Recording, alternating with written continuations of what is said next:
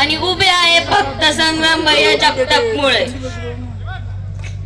माझी प्रशासनाला एवढीच मागणी आहे, या नरसापूरच्या धर्तीवरती माझ्या नवऱ्याला न्याय मिळेल का?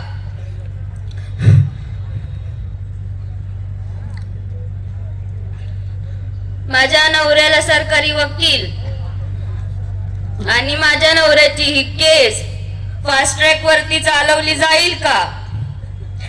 माझ्या नवऱ्याला मारण्यामागे जे कोणी मास्टर माइंड होतं त्याला अटक झाली पाहिजे, त्याचा एन्काउंटर झाला पाहिजे।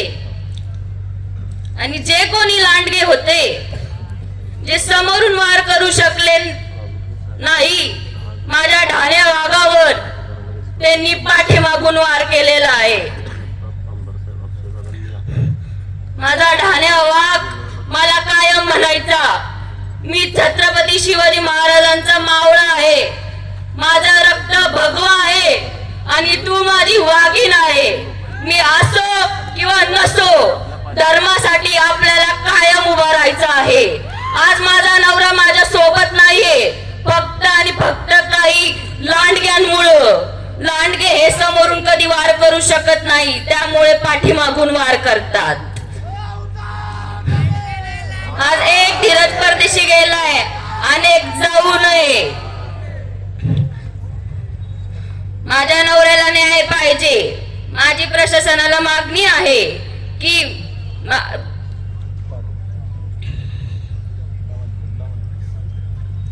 आरोपी त्वरित अटक झाले पाहिजे। तो आरोपींना एकतर एन्काउंटर करा, नाहीतर फाशीवर चढवा।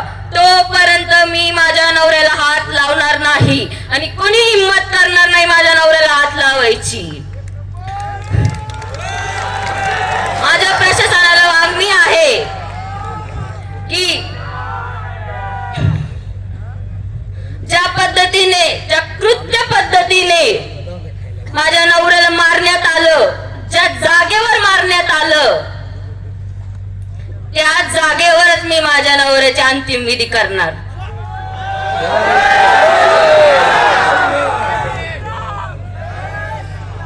मला न्याय पाहिजे। आपल्या हिंदुत्ववादी सरकाराकडून मला न्याय पाहिजे। मागच्या 4 दिवसांपासून मी फक्त वाट बघते माझ्या हिंदुत्ववादी सरकाराकडून न्यायासाठी।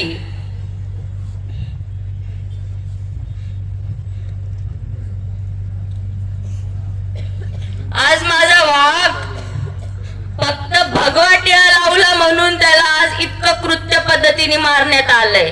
आज मी भगवा टिळा लावते आणि मी त्या लांडग्यांना आवाहन करते, या मला मारून दाखवा म्हणून।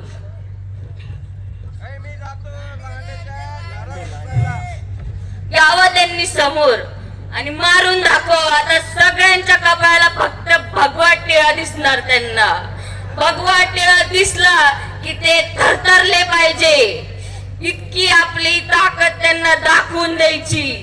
का तर फक्त आणि फक्त माझ्या नवऱ्याने हिंदू धर्माला जपायचा प्रयत्न केला म्हणून त्याचा आज जीव गेलाय।